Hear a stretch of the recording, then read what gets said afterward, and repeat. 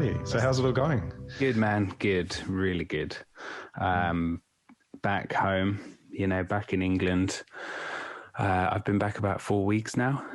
Yeah. Just settling in, getting comfortable, sort of, trying to undo a lot of, bad habits that I picked up in Japan, really. Oh, really? What sort of bad habits? Well, just towards the end, we got really busy at the cafe at Deacon Street, and we were just working flat out all the time, every day, 24 hours. Yeah. And when you're in that sort of zone, you're not taking care of your body or your mind, or, we weren't exercising at all and weren't really exercising our mind. I'm sure you can relate to this. Yeah, I think Tokyo is a bit of a working city, right? You end up just becoming a piece of the machine. You do. You wrote about this, and I really like that. You get sucked in. It's sort of it's not your choice. You just being there just sucks you into the machine. Yeah, it's sort of the trade-off, I think. That was the big thing when I moved there. It was this kind of dreams of being something, right? And in the end, you work towards this big dream, but ultimately I'm a country boy, and you know what I mean? It's this sort of the dream of the megacity, which still fascinates me today, and it's really what started all of this, really. So yeah, exactly. But I mean, you're right. It's interesting you say you're a country boy, because living in Tokyo really does show you what kind of person you are. And I think a lot of people do move there and then realize, holy shit, I don't enjoy being in this kind of environment. I want to get out into nature. It changes you. And I definitely noticed that. Like, I always thought I could divide my life into two phases, before I went to Japan and after.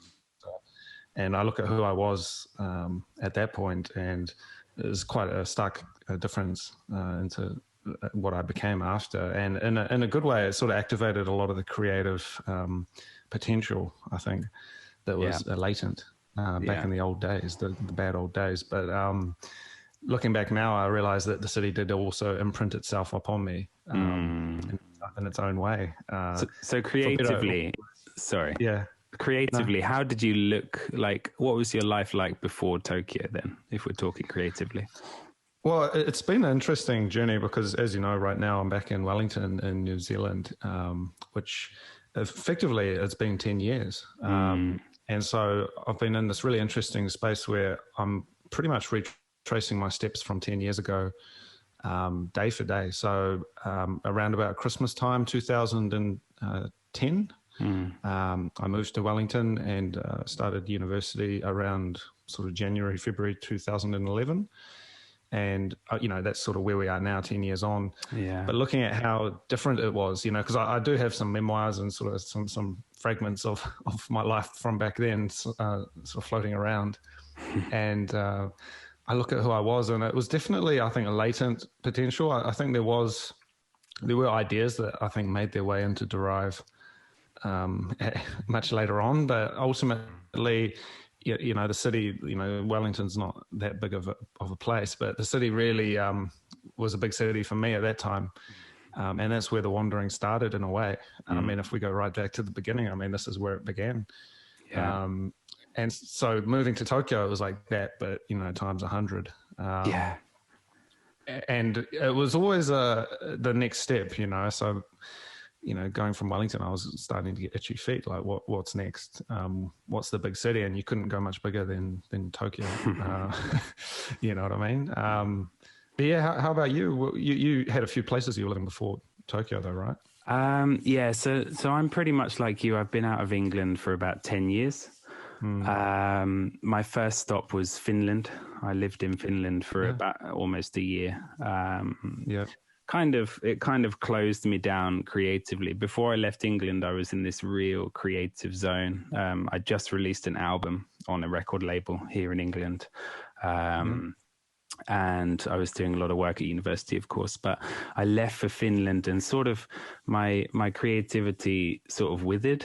And I spent the next 9 years kind of trying to chase that creativity.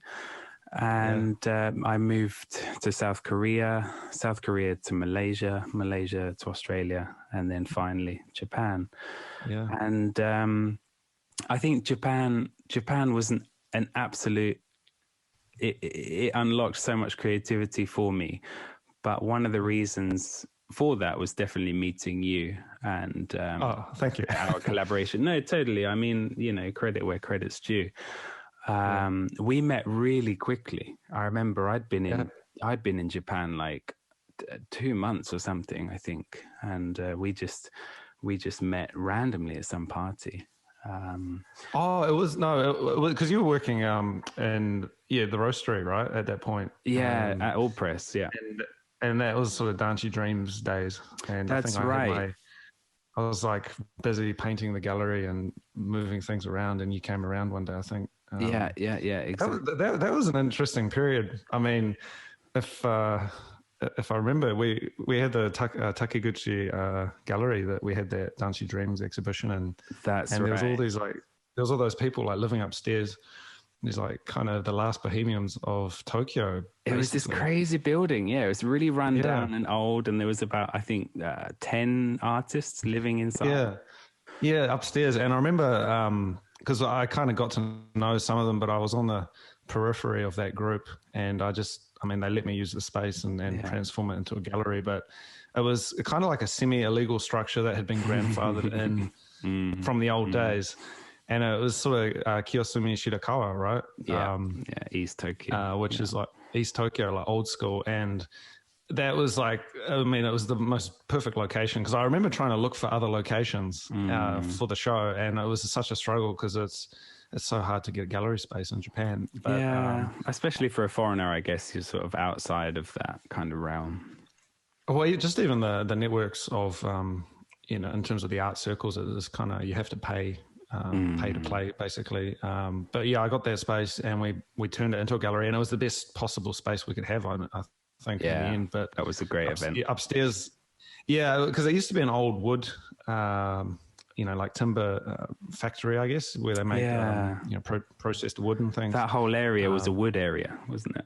Yeah, and they used to have canals, and they used to ship the wood down the canals and that, but the whole place had been transformed, sort of since the 50s and 60s, but and after the war as well.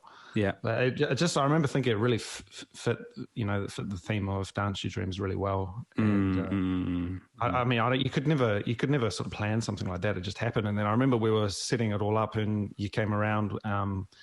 I think there's a couple of people there we knew, and you came around and we had a few drinks in the gallery, and probably in the weeks leading up to the exhibition, and we sort of started chatting, and I think that's where we hit it off. Yeah, I think immediately I was drawn to your sort of charisma, but I remember like straight away after about 2 minutes or 3 minutes of talking, you whipped out your laptop and you showed me your whole resume, everything you've ever created, and then you had these. Do you remember you had these virtual reality goggles? Oh man! And you put them on my head, and we were. It was the early days of Future Cities, wasn't it? Yeah, that's right. Yeah. No, that was the good old days. Yeah. So I think that's, and it's interesting you mentioned you were like chasing the creative energies.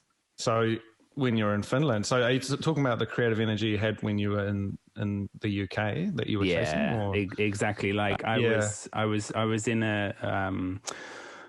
at university, a lot of creativity was unlocked inside me, and I was doing all sorts of stuff. I was working on film sets in London. I was doing soundtracks. I was doing the album, and I moved to Finland, and it was a wonderful country, but it just sort of, I don't know, it withered away inside me, the creativity. Yeah. Oh, that's interesting how that happens, eh? Like, there is something about university which is also quite inspiring, right? Yeah, of course. That's one thing that I guess thematically, like this 10-year thing, right? That I've been experiencing right now. So it's like, well, what was happening on this day 10 years ago? I can now trace those steps through Wellington, which again, as a formative city, it's a very inspiring place, I think. Yeah. It's if people haven't been here before, it's it's quite a small and compact city with hills, sort of nestled in the hills, but also on the ocean. And I remember just being super inspired by just wandering around, and that, again, that derived feeling of just kind of being your first night in an unfamiliar city. You know, that was Wellington for me at that time. And what happened also is that it was when I started university as well. So that unlocked, just like yourself, that latent creative potential. Yeah. But coming back to that, what I actually am looking to do this year, if everything works out, is doing a paper up at the university again, which is a funny thing because, you know, I'm sort of now a mature student. But I went up there to just sort out a few things with the enrollment, and I was just looking at doing a single paper, and actually looking at doing Chinese. Wow. I mean, I've been umming and ahhing about it for so long, and I've picked up a bit here and there when I was traveling, and I just remember every time thinking, you know, if only I could just have a proper conversation with the taxi driver, like my life would just be so much better. You know what I mean? I understand that. Yeah. And so I thought, you know, again, playing on this theme of like going back and revisiting old places 10 years on, going back to the university, which has changed quite a lot. I remember there was all these, you know, there's buildings that weren't there, that have been demolished since I was there, and all sorts. But you know what I mean? I was going to ask, like, is the city really different now that you've gone back? Are you seeing it with fresh eyes? Oh, yeah, totally. It's totally different. Honestly, I don't know anyone from the old days. And it's almost like the city as like this mechanism, has like all the people have like washed out that I knew, and then all these new people have like floated in. Great. But the city has stayed. But in a way it hasn't stayed, because a lot of the places I did know have changed. And there was a bunch of earthquakes here back in like 2016. Yeah. So a lot of buildings got red stickered and have been pulled down. So the place I used to work, the building I used to work in, a part-time job, it's fully gone. Whole parts of the city it's not quite like Christchurch, but still, you know, quite substantial amounts of the city have been demolished. Yeah. And there's like these memories tied up in it, you know. So, you know, places I had actually been inside are now car parks, you know. That's really interesting. That's what we were touching on with Future Cities, wasn't it? Like the memories of the past, and I love that idea. Yeah. So as people, you know, as time goes on, you know, places start to change, and their meaning changes for you.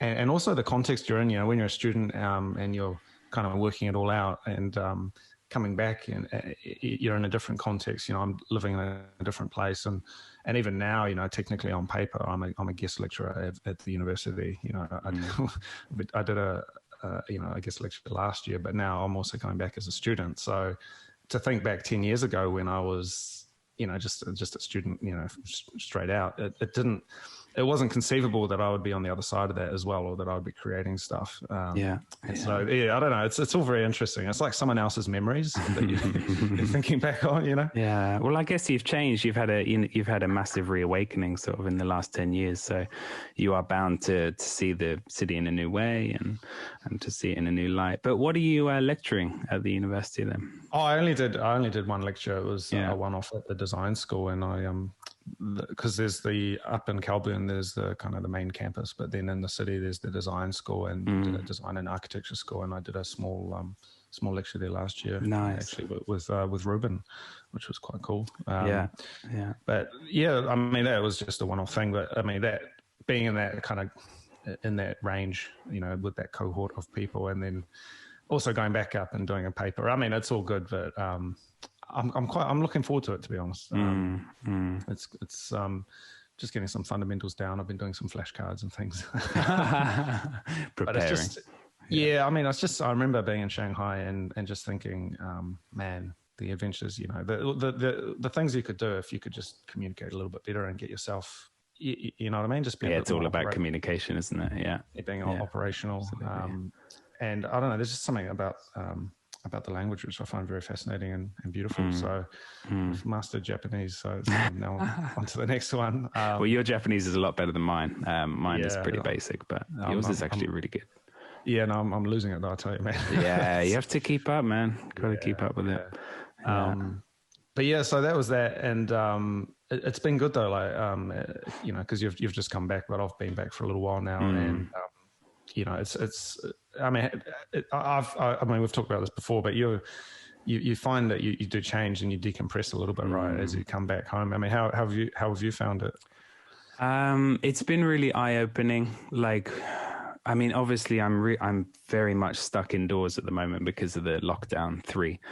But I get out every morning, take the dog for a walk, and sort of spend that time contemplating sort of like the future and the last 10 years, the last 3 years specifically in Japan. Yeah. Just thinking about, you know, the good things that I picked up in Japan, I want to keep running with. The creativity, of course. The hospitality was fantastic. Everyone says that it's the one thing that all foreigners come back from Japan. Oh, the hospitality is so amazing. But I kind of want to keep that in my life. And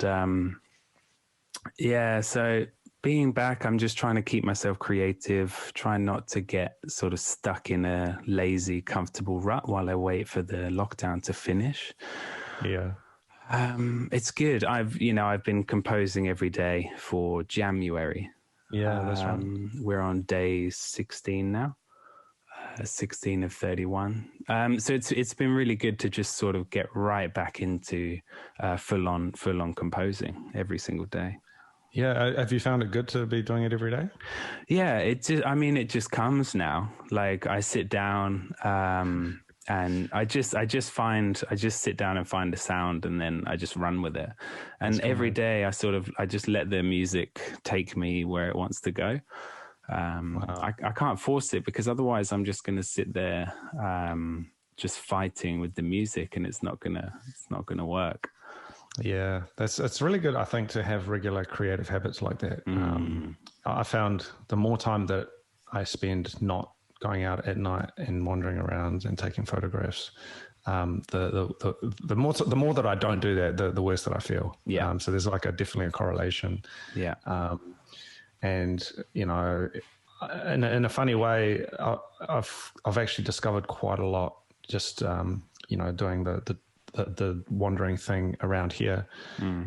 As you know, I've been working on the New Zealand series. I love this one. Yeah, I really like this one. Yeah, so it's sort of still under wraps at the moment, but it's probably the deepest I've gone with anything, to be honest. Because I think when you're in that unfamiliar place, things can be quite interesting and they can catch your attention and all of that. But when you're dealing with something that's utterly familiar, you really do have to put on that different set of eyes and look at it critically. And it's really interesting to do that, because you're bridging, time and space with that, because, who you are now as a person, or who I am now as a person trying to take a photograph of something here, with all the connotations of what it meant for me once upon a time, and trying to just sort of negotiate all of that together and resolve that it's challenging, but it's really rewarding. Yeah. So I've been trying to get out as much as I can, especially now with the summer, Southern Hemisphere summertime. It's, sort of long, very beautiful, long daylight savings. It doesn't get dark till 9 o'clock at night, sort of stuff. I'm looking forward to that. I've come back and it's freezing and wet and cold. Oh no! Yeah. I mean, we will have our time like that. We do. Quite windy and cold in the winter, but so for you, like you're obviously a night wanderer. All of your photos are taken at night, but what draws you to taking photos at night then? Why don't you go out during the day? What's the difference for you? I mean, there is definitely something magical about the night. It's, things can come out of the shadows, and you can look at things and they appear different, under the glow of night. And in particular, the themes that I'm trying to uncover now, which I think I really began with the Danchi Dreams series, but all of the work since then has really been looking at that, as that idea of places out of time or in the wrong time as such. So with the case of Danchi, these 1960s buildings were basically preserved. It was like formaldehyde, they've been preserved and they're super clean and kept well maintained, but they're still old buildings, kind of beyond what you would expect. And trying to capture them under that sort of murky, laboratory green sort of lighting, it's a very clinical sort of a look, and you're really exposing that timelessness. So it's both a timelessness and also a point in time. this kind of duality. And what I find, for example, in New Zealand right now, is I'm going around and photographing 100-year-old buildings, houses in particular, and you can sort of feel the time and the texture. And my grandparents used to live here, and in fact, where I'm staying at the moment in Hataitai is my grandfather used to live here back in the 1950s, which is absolutely amazing. And I was having a chat with him because he's still around, and he's telling me about how they used to have the flying boats come in and land on the water, and just how different it was back then. Yeah. And the old, sort of the old days, right? And you realize you're walking these streets, but you're sort of walking through time as well, which is sort of that classic Drive sort of thing, right? That's so good. Yes. So nighttime, I think, to answer your question, it does sort of bring that out, I think, in a way that the starkness of daylight doesn't quite allow you to do that, I don't think. Yeah. I mean, also, it's really interesting. You just touched on this, but Wellington is such an old city, and all the old buildings are hundreds of years old, like you said. But going to Tokyo, everything is built in the last, 30, 40, 50 years. Everything gets knocked down quickly and then built up again. Well, there's old and then there's old, right? And I think, New Zealand as a country is relatively young, I think, to a lot of places, even the UK, but still, just down the road from me, there's this building, the Pasadena House 1917, and it's this kind of San Francisco style, building and, house. And it's very beautiful architecture. And what I find interesting is that it is old, but then also we're surrounded by these hills and these old trees and things, which are a lot older as well. Older, yeah. As you say, Tokyo, it was it's still an old city, but it was burnt, and then it was phoenixed from the ashes, effectively. From the ashes, yeah. And so I think what I found with New Zealand was that because I know it's a lot closer to who I am. The ideas of places having layers of history and that is a lot more apparent for me here. Yeah. I can look at a photo and I can talk to someone who was there, or I have a family connection to a place, and it really lets me go into the rabbit hole with it. Whereas in Tokyo, I think that it was that, but a little bit more. It was less personal, I think, and I think. Yeah, that's a really good point. You touched on something really good there. Like, it's the same for me being back here at home in Suffolk, and really having a connection to the history of this place, deep, varied history of England. But in Japan, the history, of course, is huge and magical and monolithic. But you're sort of on the outside of it, of course, as a foreigner. It doesn't draw you in the same way. Yeah, I think I was always looking for that. Like, I remember definitely sort of in Tokyo in particular, there were places and iconic places which I visited. For example, there's like Jimbocho where they sell all the secondhand books and things. And I spent a lot of time just wandering around there. And, I've read about it. And that was, in novels, there's old, Dazai Osamu novels from, Akutagawa novels that are set in that part of the city, and you can still probably find half the shops are still there, but it's not quite the same though, because you are time traveling when you read these old books, and there is that fictional element to them, and so I was like, my antennae were looking for that sort of connection to the old thing, right? Whereas here the connection is definitely a lot more personal, right, as you say, and it's kind of your own connection to a place. Yeah. And it's interesting because when I first came back, with all of the stuff happening, I went back to my hometown, and that was even more of a connection because, you're visiting a place that you knew as a child, right? And your sense of space and your sense of, I guess, proportion and everything is totally different when you're young. And so, you think a park or a street is super wide, huge, yeah. It's a huge thing, but you go back and it's just nothing, and the names of places and sort of the places you used to go. And I remember, because I think you were telling me about your father's in Folkestone, right? Near Folkestone, yeah. Yeah, and so where I grew up, we have Folkestone Drive, which is just a little street. And there was a dairy, which is basically like a convenience store. Yeah. In the suburb in Folkestone Drive, and I remember we used to go there and get fish and chips and all sorts. But I mean, it was sort of the rough end of town where I lived, but it was you know, like that stood out to me. And that was not, that particular word is something I wouldn't have ever thought, you know, I wouldn't have revisited that particular name or that particular place in my memory unless you had mentioned it. Yeah. So that was kind of like, well, deja vu. And then you go back to these places and you realize like some things have changed and then some things haven't changed. Because that was also 10 years ago when I was, I remember I was sort of washed out staying in my hometown, you know, 2010-ish, and thinking, well, you know, what am I doing with my life? I got to get out of this place. And I remember just being like, not sure. And it was this really weird feeling of like, man, I should do something.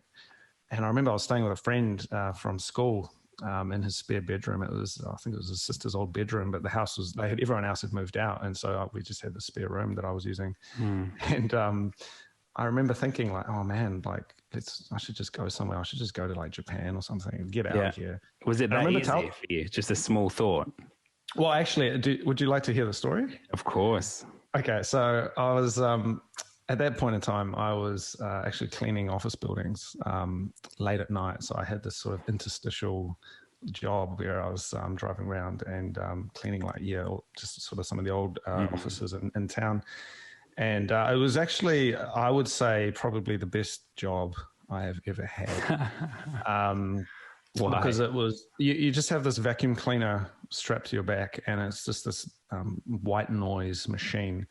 And there's nothing else you can think about. And it's like the most zen I've ever been, you know, really, you know. And I remember I did a couple of runs. It was sort of just funny work. I knew the people who were running the show and they let me go off and do it, you know, and I had the keys to the place and stuff. And I remember one day I was cleaning this office on Karama Road in Hastings in my hometown. And I just, out of nowhere, it was actually a divine inspiration, I think. But out of nowhere, this idea hit me and it was like, you know, just go to Japan, man. Get out of here. This little voice. It wasn't a voice as such. It was just more of a feeling, emotion. Yeah. What was your relationship to Japan before this then? Zero. Yeah. Yeah. And I think it was more just this kind of desire to go somewhere that was unknown, you know, just jump into it. And it was at that moment where I basically, I think I stepped up to the challenge in a way because I was like, okay, I've had this idea now. You know, it's like an inception. Yeah. You know, I couldn't, I don't, even who I was back then, you know, I think the core of the personality was there where I just don't think I could have thought that idea and then not acted upon it. Yeah. You know, that would have just been contrary to everything I was, even back then. And I was like, okay, all right, what are we going to do? So I managed to just sort a few things out and, you know, begin the journey. And I knew I wasn't going to just be able to, I didn't have any money, you know, I wasn't going to be able to just go to Japan. I thought, okay, I got to do this properly. So I got to go to university, I got to learn Japanese, I got to get a scholarship, I got to do, you know, all of this stuff.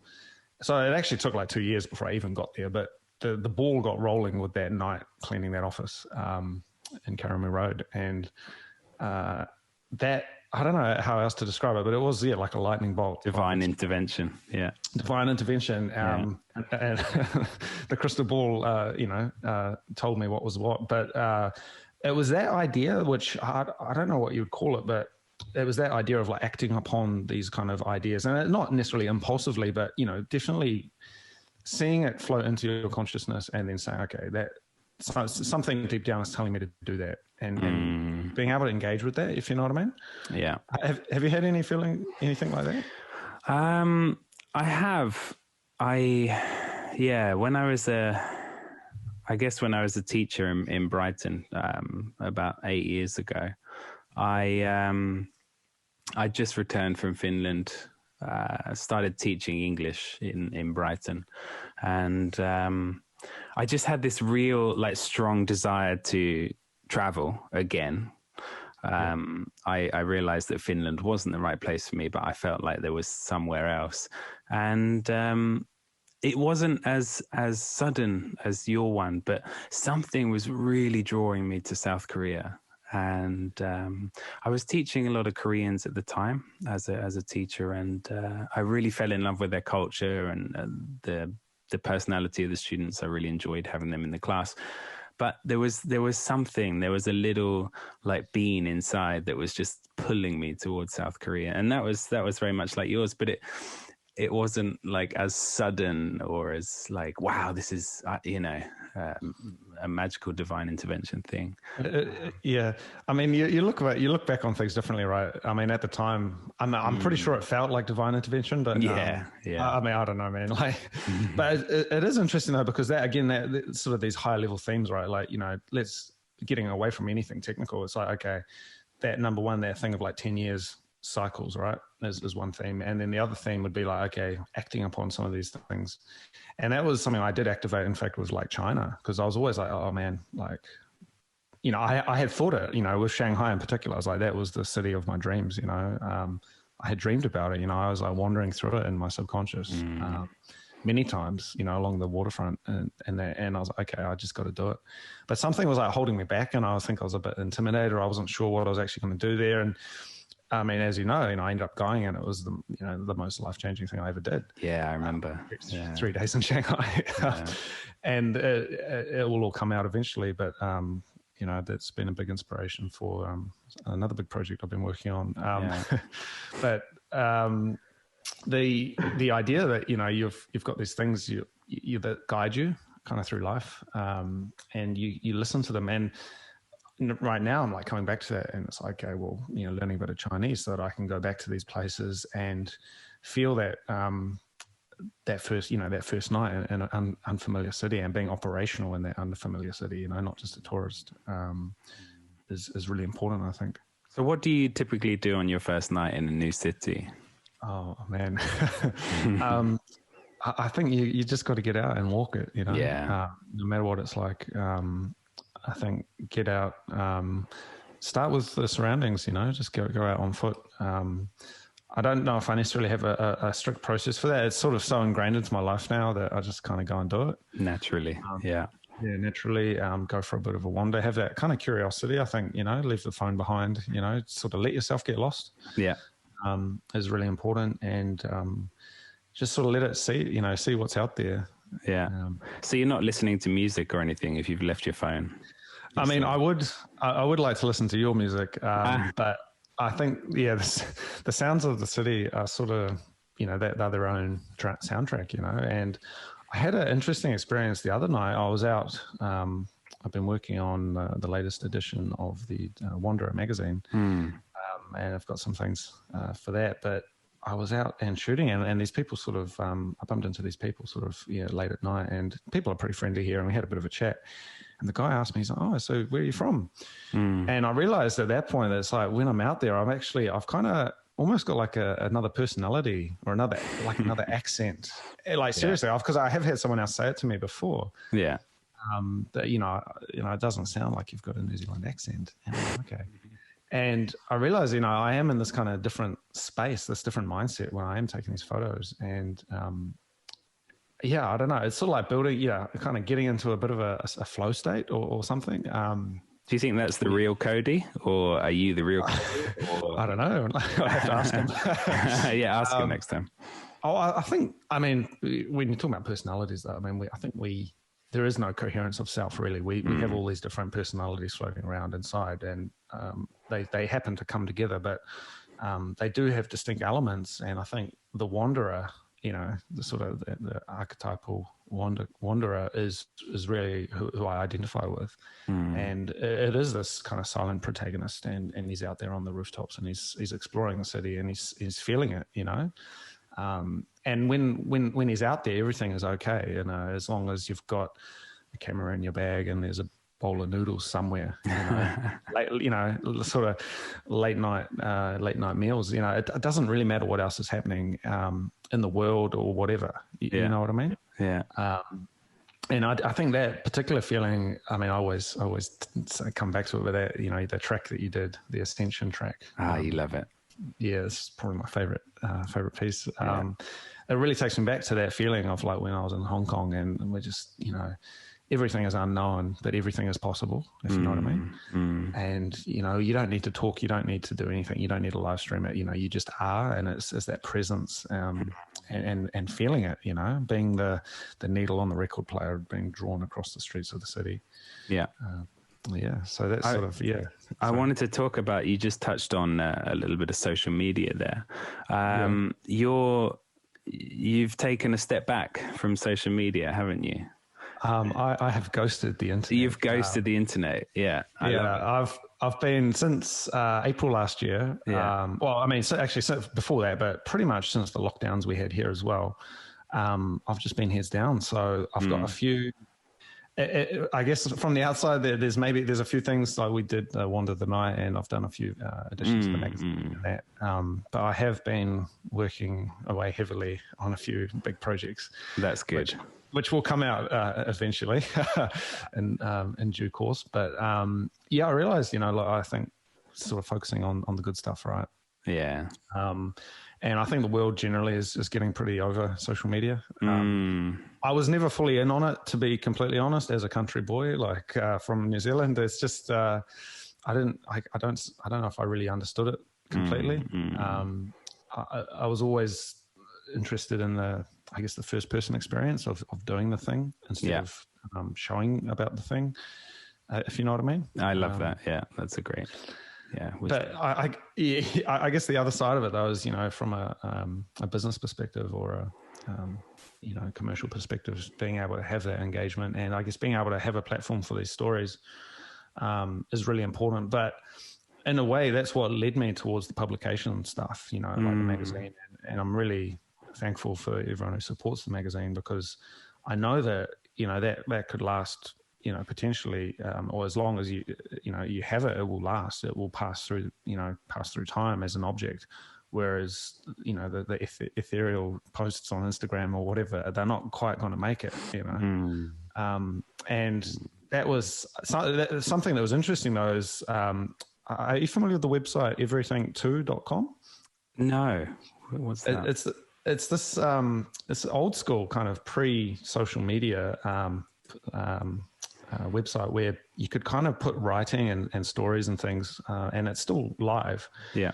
And I realized actually that a lot of my writing, a lot of my stuff is really kind of inspired by that style, that kind of narrative. And it's all sort of old internet where people had usernames and stuff, like, I mean, even now people don't really realize that, usernames used to be a thing, that you couldn't identify who someone was.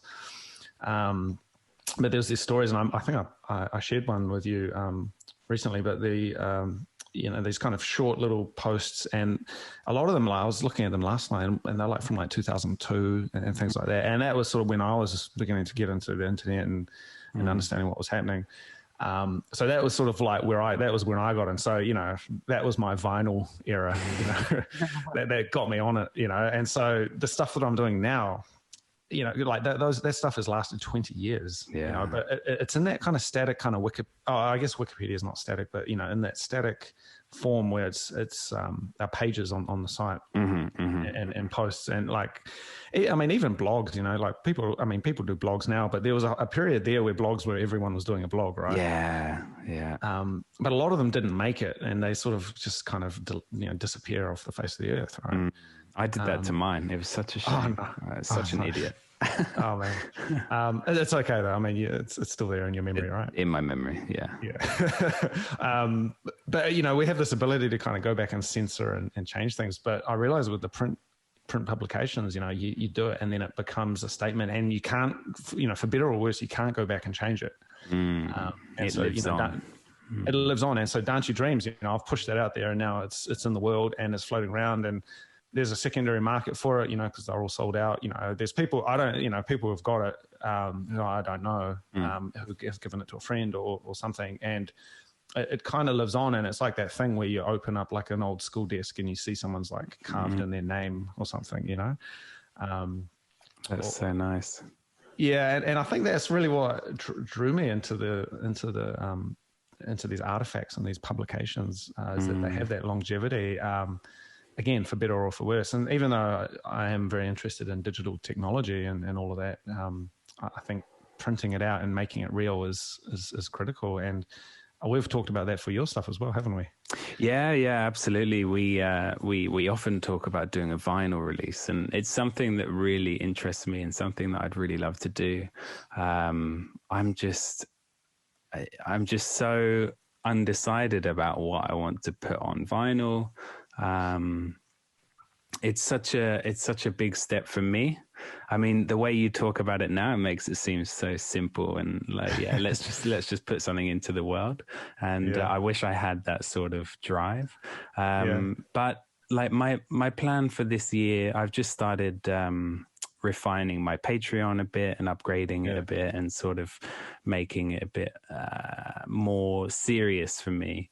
And once Patreon really catches on for me, I'm very sure that I want to start doing something physical, some physical release. We've talked about like cassette tapes before. Like cassette tapes are very in at the moment with a certain crowd. There's a certain crowd of musicians and creators who are really into the cassette tape scene.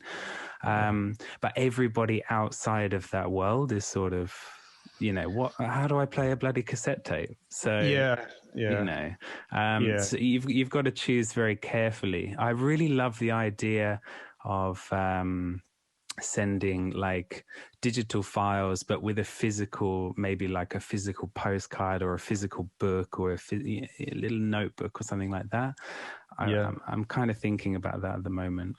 I think there is definitely some opportunity for creating these artifacts, and I think, you know, small runs of things. And I think that was what I realized with the magazine, which kind of came out of one of these late night wandering conversations, actually, you know, back in the day, with Derived Wanderer.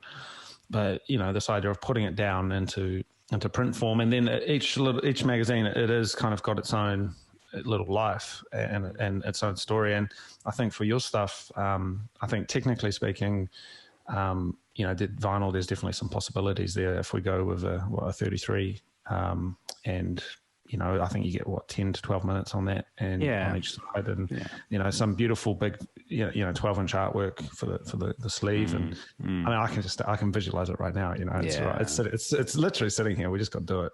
We just got to do it. And I think cassette, I do appreciate cassette. I think it's a bit more of an indie thing. Like, I remember I shot these guys way back in the day, like in Tokyo, and they did like an indie cassette release. But you know, I haven't seen a cassette player. I mean, everyone in New Zealand drives cars from like the 20th century. I mean, we all have old like Japanese imported cars here. So like the car I have is like a '96, and it was like just sort of after. It was sort of like CD era. It wasn't quite cassette era. But even then, it's like how do you play that? You know, whereas with vinyl, you know, vinyl, a lot of people do have players, or they can appreciate the artwork even. I think you know, the big 12-inch artwork is something that looks nice at home, even if you can't play the record itself. It's, you know, something you and I remember I used to have a few records, like Electric Light Orchestra, Out of the Blue, like fold out. You know, I think it was four record album. So you have the inner artwork as well. And you know, I think technically it could be a really cool project. So I do think we should continue that conversation. At some point. I just need help deciding what to actually put on vinyl. So if anybody listening to this has an idea about you know, what we should put on vinyl, please let me know. It might even be a new series, man. We can you birthing it totally. So that's sort of I guess the whole thing around you know, the internet physical. So you've got the Wanderer magazine, and you've got the two photo books now, Dance Dreams and Bangkok Phosphors. What's in the future for you physically? Okay, physically. That was a weird way to say it. Sorry. No, you're all good. Metaphysically, no. We've got. So I have potentially this New Zealand series, which is really coming together, and I think it really deserves, you know, a book of some description. I'm sort of just seeing how that series unfolds. You know, I think large format photo books, for me, I'm really digging that format, and I think there is a story to tell with what I'm shooting at the moment. I think the idea of publication more generally, I have a few other things I'm working on, which I'm hoping will really push into that space, you know, because I think right now what the world needs more than anything is that storytelling. And I mean, you just have to look at sort of what's coming out in the media now to think, wow, you know, there's room to improve here. And there is a desire and a demand for it. You know, I think there's stories that people want something to give them hope and to inspire them. And I think where we're at in the world with everything happening, there's not quite enough of that, and I think that wandering storytelling stuff where, the world kind of gives you this inspiration and you can then share that with other people. There's not that much media coming out now that I think mainstream, at least, that gives that feeling. What do you think? I think, you're touching on a subject that's really true. Like one of the things that I really enjoy about your work is that you do add this deep story to everything you do. And there is a reason for it, and there is a story behind it that people can get into if they're really interested in that. I think the problem with social media and the landscape at the moment is that everything is so just one dimension, and it's just all about taking the best looking photo you can, whether that's a landscape or a city or even your own face or whatever. But there's nothing behind it. There's no reason to do it. It's just for likes, I guess. But yeah. Oh, sorry. I was just going to say that that's what I really appreciate about your work, that you actually you think about it. You think really deeply about it. Oh, thank you. I appreciate that. I think, there is definitely a need, I think, a market, a latent desire, I think, for that kind of stuff. And I think my big realization as well was that ultimately, I mean, these platforms are tools, and they are important for connecting with people and all of that. But they are, again, a third person tool. They're not a replacement for the first person, and that first person is the artifact itself. And so whether it's your music or what I'm doing or whatever, I think having an ability or a platform for engaging with that and consuming that piece of media. I mean, I don't really like that word consuming, but having that thing in front of you where it's not really connected to anything, I think is really important. And then you can kind of show it on the internet. It's fine in that, but not being based in the internet, I think is really important, at least for what I'm doing. Otherwise, you do end up in this ethereal thing, which can also be quite cool. And it's, I guess, an aligned concept like that. We're talking about everything2.com before, and I'm finding these posts from 20 years ago, literally. And they're really cool. I've got some really cool ones there, which I actually saved them because they were, kind of these little stories, But, we're not in that age of the internet anymore. The internet has moved on. And so we're in this ethereal phase where something is kind of goes past your scroll, past your feed, and it's gone. You never find it again. And it's not searchable, it's not indexable. And I just feel that that's like a shame. And it's almost a waste of human effort, Yeah. It's so temporary. Everything's so temporary. Yeah, it's a temporary truth. What's happening? It's such a shame. Yeah. So I don't know. We'll see how it goes. I mean, it's all good for now, but I think, just focusing on the core of what we're doing, sorry. I think for you, using social media is just about talking about what you're doing in real life, really, right? You create in real life and then you talk about it on social media. Yeah. Even then, though, I don't really like talking about it. It's sort of hard enough to get me to talk to you about it, let alone put my face out there. But I like to just do it. I like to just do it. Yeah. And it's actually funny because I remember I had to write this essay when I did my university thing. My motivations for doing the exchange, because I got the scholarship to go over to Japan, and I remember I was writing about this sort of phrase, moikite, just do it, this Japanese phrase, which I never heard any Japanese person ever say, but apparently it was this phrase that I really latched onto at the time. So it's now become a Nike slogan, I think. Oh, really? Just do it, man. Yeah. But, just go out there. And again, that was that thing with like, vacuuming an office in my hometown, just do it, and I got myself there, and I try to, I guess, spread that knowledge. I don't know if you call it knowledge, but it's sort of an idea, an inception where, you can encourage people and motivate people and friends and people to just kind of go out and do stuff. And I think that's kind of almost like my real skill set is like helping other people achieve stuff, Well, that's it. You should be a mentor, man. You really should. I don't know. Yeah, no. I think you might not enjoy it, but the people that you're mentoring would really fucking enjoy it. Well, I mean, yeah. Sorry. That was the whole beginning of Future Cities, wasn't it? Like your idea of just getting some people together in a room, creating something amazing, and just seeing where it leads. That was your whole idea. Just get them together, and they'll make something good.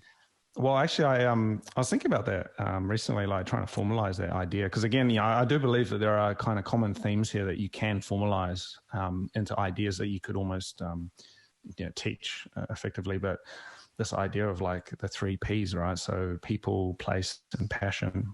And this, what that means is, number one, people. So having, creative people or human beings, right? And then place, having them in the same place, the same room, or even, remote working or whatever, but having a place contextually or a real space where you can actually engage with each other and have these discussions, and then obviously having the passion to fire all of that up. And I think it's easy to let any one of those 3 things kind of slip away. And then, because if you don't have that passion, if you're just sort of hustling along and going from project to project, you don't really get to give that another go. If you lose your passion and you lose that fire, it's like, all you have to do is put another branch on the fire to keep it going. But if it does go out, you got to go and make that whole fire again from scratch almost. Yeah. Yeah. And I think, you mentioned that with Finland and that, right? It's hard to get back on that bandwagon once the fire goes out. And 10 years, yeah.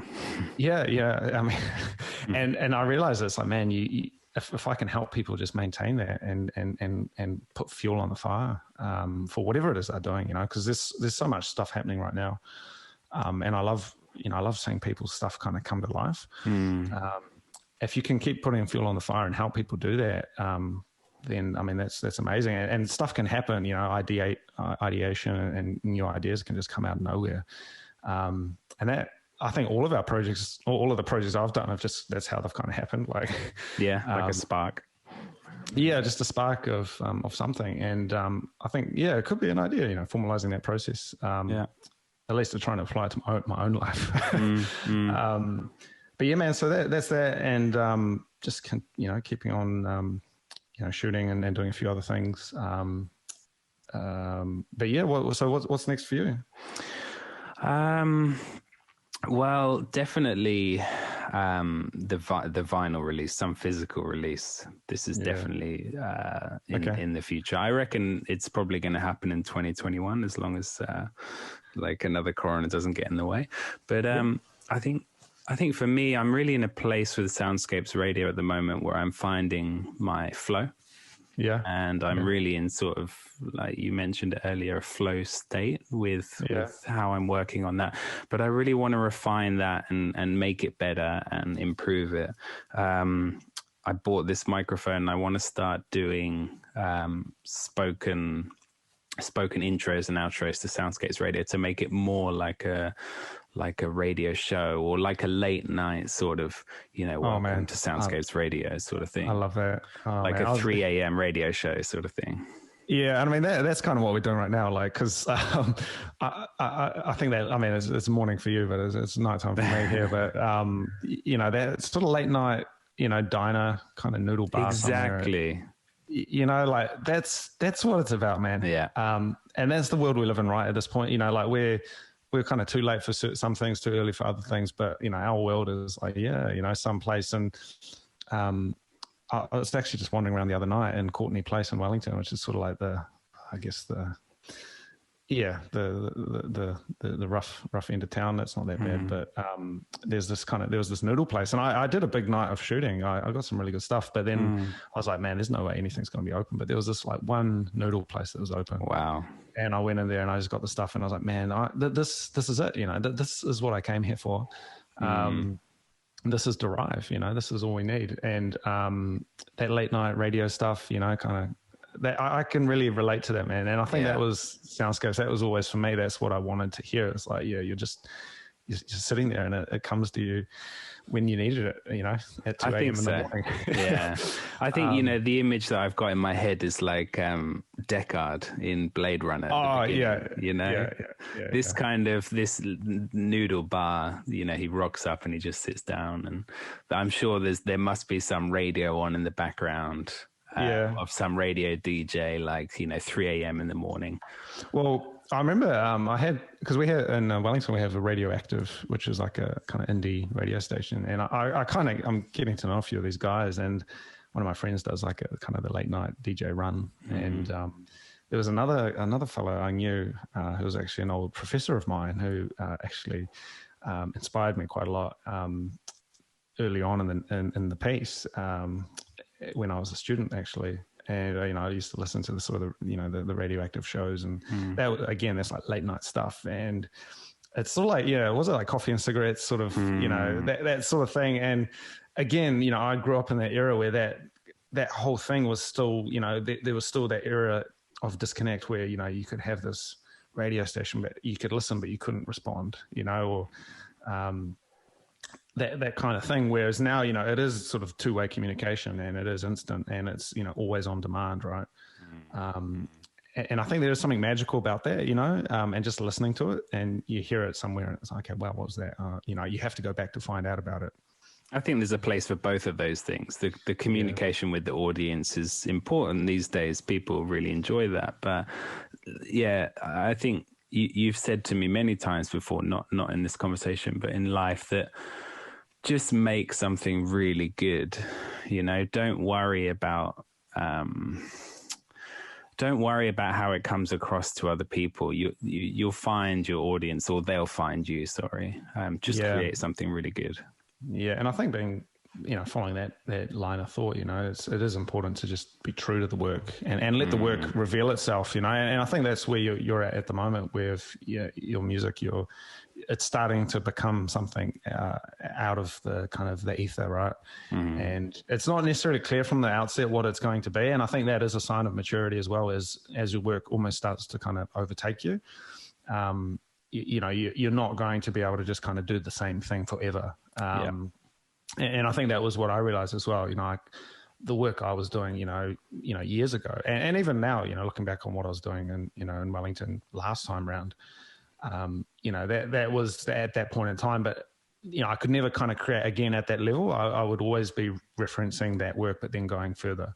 And so now it's like, you know, I'm keeping that up. And for you as well, you know, the music's starting to reveal itself, as you say. It's almost, you know, you get into that flow state and it happens. So look, man, I think there's some really good conversations here, some really good ideas. This is great, man. Yeah, thank you. Did you get any questions from your patrons? No, did you? Yes, I did. I got some really good questions, actually. Okay, so should we do the questions? Yeah. So Dixbit, thank you so much for sending these through. I know that he's a patron of yours as well. Oh, okay. Well, so we already answered his first question, which is how we met. We talked about it earlier, Kiyosumi. The second one, I think it's directed to me. Is my music inspired by the wandering photos, or is it the other way round? So I think he's saying, you know, do you listen to my music and then go take photos, or do I do I look at your photos and then make music? I think I began this whole journey of making music in Japan because of I remember very vividly the photo of the Shangri-La Hotel in Shanghai. Was it Shanghai? That's Shanghai, yeah. You've got this amazing photo. It's completely bathed in red, this hotel. I think you must have been on a rooftop. Yeah, and you're looking out over the city of Shanghai, and you can just imagine it in your head. There's skyscrapers everywhere, and everything is bathed in red neon from the neon. And that was the very first photo that I started composing to. And literally what I did is I just brought it up on a second screen next to my music making computer, and I just looked at that. And I just imagined what I heard from that scene. Wow. And that was the very first piece that I ever wrote for you. or for us, or for this Derive project. Thank you. So yeah, I literally I brought it up on a screen next to my computer and stared at it for hours. Thank you. It's humbling, that particular photo, and I know exactly the one you mean. That photo changed my life, to be honest. That night, and this will all eventually come out, I think, but that night in particular, walking around the back streets of old Shanghai on the waterfront, I ended up in this old building looking out over the city, over the Huangpu River, at the new district, the skyscraper district, and that was it. That was the moment where it all happened. And I think I had other work. I had done Danchi and a few other things before that, which were more, I think, technically focused, and there was definitely a story there as well. But that particular work was one of the original Derive wow moments. So I'm really inspired that you're inspired by that piece, because the music that you went and created about that also kind of fed back into what I was doing. So it was like this two-way thing. It was, it was a two-way relationship after that. Yeah. Absolutely. And so I do. I do listen to a lot of your stuff. I have a big deep focus playlist, mainly long form. So I've got the soundscapes, a few other things. I listen to that stuff when I'm editing or working or writing. What was thank the next? you so much. Yeah, what was the next question? Thank you to the supporter for that. Thank you, Dick Spit. So the third question also we've answered. He just asked what's our future plans. So we talked a bit about that earlier. But the really interesting questions are from Henrik. Really wonderful guy, Henrik. I think he's a supporter of you as well. Yes. He's asked some really, really difficult questions. So he's asking, because he's also a creator himself. He's a games creator, and he's just released a new game recently called Mare, which is available now on Oculus, and I'm really interested to try it out. But he asked, so deep into the creative process, he's saying, is what I'm making worthwhile making? How do I keep believing in the project throughout this development? So obviously he's in a different world to us. He's making games, and games typically take a long time to create, 2, 3, 4 years, maybe even more in the big ones. But, I guess he's asking, how do you keep believing in the project when you're deep into it? And I mean, this is more for you, because you've been doing Derive for many years now, and how do you keep going? Okay, so games. Okay, so the answer for Henrik, I think having a deep-seated vision of, it's sort of a core principle that you work upon. Is really important. What is it? What's the big idea? You know what I mean? And so individual projects may or may not quite nail it, and it's a discovery process. I don't think any single project will necessarily, you don't want to put necessarily all your weight into well, you want to put all your effort in, but you don't want to necessarily put all your emotional weight into it, as if if it doesn't quite work out as you planned, or it doesn't quite make the hit or the splash that you wanted, to not get kind of caught up in that.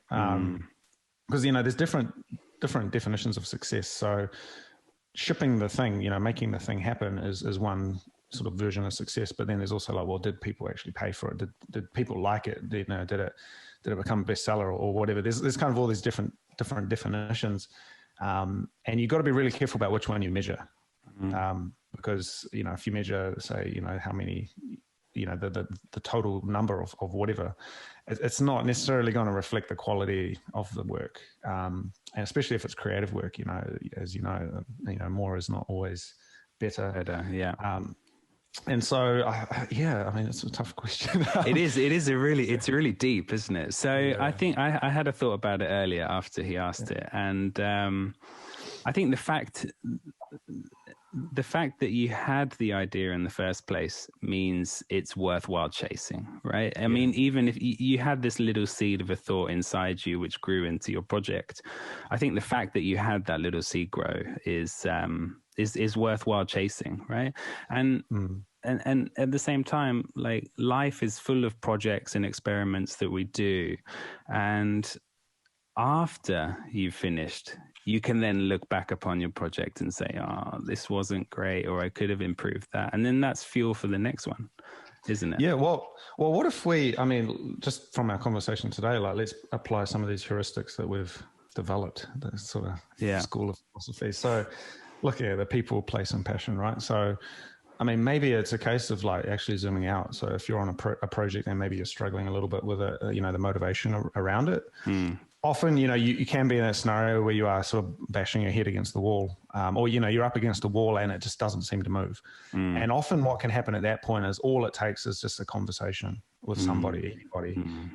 And we call it rubber ducking, actually, in sort of design and software, and that, where you imagine you have this sort of little rubber duck, and you just talk to it, and it gives you the answer, but you already had the answer. It's this kind of metaphysical thing, right? Yeah. So that's software development for Zen followers. But in the same way, just talking to someone about what you're doing.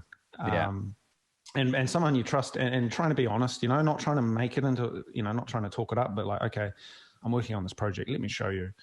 And having a friend or somebody who you can show that to, and what you can do is they can give you insight that you kind of knew, but you didn't consciously know. Yeah. And then that place, maybe there is that place where those people are, or those friends are, and you can share that work. And it doesn't have to be like an event or something, just even like your house or a sort of a space, a creative space. So, for me, I like going into the office and doing my work there, because it's I feel like it's a workspace, and then, I'm sort of able to split it between home, home and work, so, think about a place where you could go. So maybe if you're working on the project from home, is there an opportunity to take it somewhere else, or work on it in a different context? And you start putting on different hat when you do that. You start thinking differently. And then the last part of it is, the passion. Maybe it's kind of coming back. Why did you start the project? What was the impetus for it? What sort of story were you trying to tell? Because maybe what you were really trying to do was something else, and the core of it is still achievable. The really important piece is still achievable, but maybe not, with what you're working on. Because in a game, it's technical, it's programming. There's heaps of stuff going on in there, and you could spend weeks and months working on some sort of technical aspect, but you're not actually answering the creative aspect that you were trying to really get out of your system originally. That you had originally, and I think that's the real challenge with software and games and things, is that you've got this vision, but you kind of have to get it out through very logical programming and design development stuff. So I mean, maybe there's a few ideas there. I hope maybe those are helpful. I think that will be helpful. I think Henrik will enjoy that. He's got a couple more questions. The second one is quite nice. So how do you keep that initial magic that exists at the beginning of a project? Oh man. Okay. So magic. Again, I think it is having that vision. I really believe in the power of visualization and kind of knowing, and we've seen it with that Shanghai photo. I mean, I knew that was it. That was the shot. I mean, not even the shot, but that was the concept. That photo embodied everything about Derive. And you knew it, and I knew it. And so I think coming back to that original kind of prime mover stuff, sort of, was it Howard Rourke? Sort of what is the original idea, the core idea about everything you're doing, and kind of looping over that, and so I mean, I'd have to know a little bit more about the project, but what is the idea you're trying to capture, and then running that idea past where you're at the moment, and because I think if you remember back to what you were, the feeling you had when you first thought of it, that's quite magical. And getting, kind of reminiscing about that will get you into that mind state where you're like, okay, man, that's what I felt like. And you can kind of close your eyes and kind of feel that, if you know what I mean. You kind of remember the old days. What was it like? Okay, cool. When I had that idea, and then you can kind of compare that with where it's at the moment, and then it might give you the answer about where it goes. And it's not a conscious process. Like, all of this stuff is very kind of ethereal, subconscious stuff, dream state stuff, so just before you go to bed, just imagining what was it, what could it be, what are the possibilities, and letting that take you. That's great. I think for me, keeping a diary about your work is a great way to sort of like reflect and look back upon how you felt when you first started the project. You can see what your mind state was back then. I just started doing a 5-year diary. These are really popular in Japan. What it is a book that has 5 years for each page, and then you fill in year 1 on page 1, and then year 1 on page 2, page 3, and then you loop back as the year finishes. You loop back to the beginning of the diary again, and you fill in. But what makes it great is that you can then look back at last year's post, and you can sort of reflect on how you were feeling, what you were doing. These things are great for keeping the magic alive. Yeah, definitely. Sorry, go on. Sorry. I was just going to say, I actually just started, I got a spreadsheet. I've done that on and off previously, and I've got a spreadsheet I started this year as well with the same sort of thing where you... That's so good. Yeah. Sorry, you were saying something. I think it's also important when you're living in a country as well, especially like Japan. When you move to Japan, everything is magical. You're in this new world, and it's this different culture, different history, wonderful food, everything. It's really magical. And then after 2 years, or however long it is for you, but the magic sort of disappears, right? It's just natural. It's a honeymoon phase that you get over. Yeah. I mean, because that's right, because I think Henrik is in Tokyo, right? I think I think the magic doesn't necessarily go away. It just kind of... it goes somewhere, but it doesn't disappear entirely. No, it doesn't disappear. I guess you stop focusing on it. You stop realizing it more. Yeah. Maybe. I mean, I think there's some basic stuff like, not necessarily basic, but, going for walks, sort of keeping active and that sort of stuff as well can be really useful, So I remember... I used to just go for, that's the whole thing. Like, I go for huge walks with my camera, but literally before I even had a camera, that's what I used to do. Yeah. And you in a funny way, it's like you're tracing new neural pathways through your mind. So you're walking in physical space, but you're creating these new pathways. And a lot of authors and creators, historically have followed that approach, basically being walkers. And a lot of the guys that I really admire, old school, literature guys, that's what they did, they just walked and thought, as opposed to being in front of the machine. And I think the challenge is if you're doing games or, anything kind of technical, you're in front of the machine, right? And that's your workspace, but it's not necessarily your creative space. So I'm a big believer in turn the phone off, go for a huge walk on twilight, and just get lost, somewhere. You're not going to get too lost really, but, go somewhere and let that kind of wash into you. And I'm guarantee you, if you went out tonight, you would go out and see something that would inspire you, every single night. I've never gone out and thought, oh man, that was a waste of time. Like every single time something happens or something, I'd like to just put a pin on what you just said, because that was really interesting. That the computer is our workspace, but not our creative space. That I've never heard it said like that, and you've just made me realize. Oh my God, yeah. Well, that's so true. Look, physiologically, the machine, the computer is, got this like white light, which effectively kind of like burns your brain. If you're sitting there, and I use software to kind of dim, lower the color, so you're not getting that really bleachy white at nighttime. But effectively, if you're on your phone or you're on your computer, you're just getting information overloading your brain, and that kind of gets in the way of those like ethereal sort of dream synapses that are starting to build.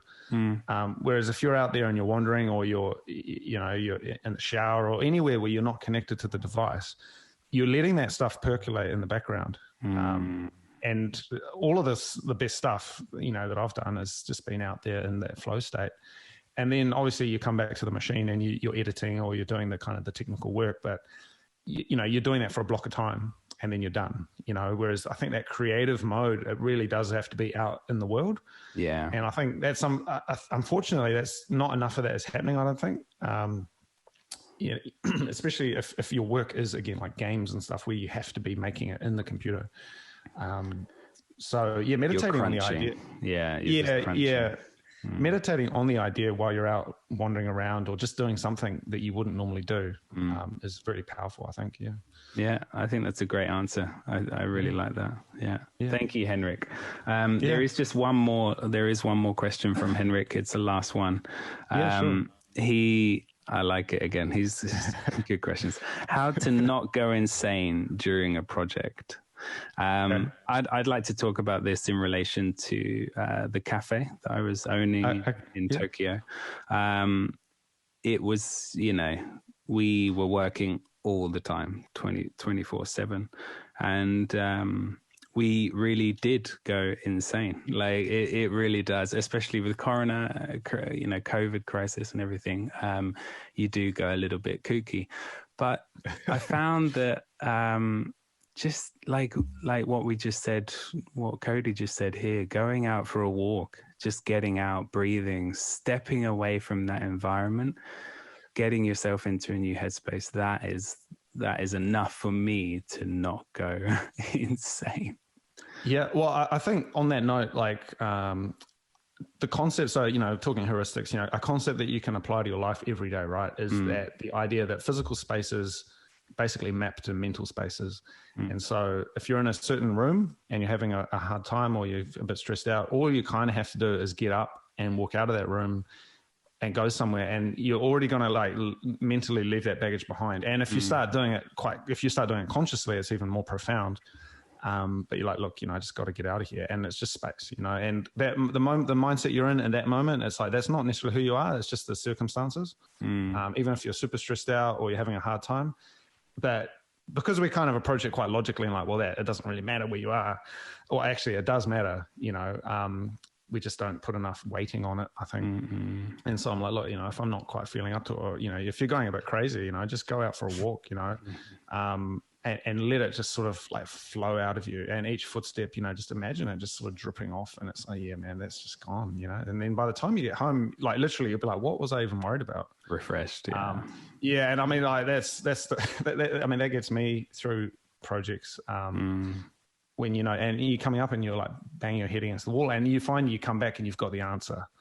And coming back to sort of keeping the magic question as well, sometimes it's the small things. I know for sure with software and building games and things, it could be a little bug or some issue that you're trying to solve, and it's a small win.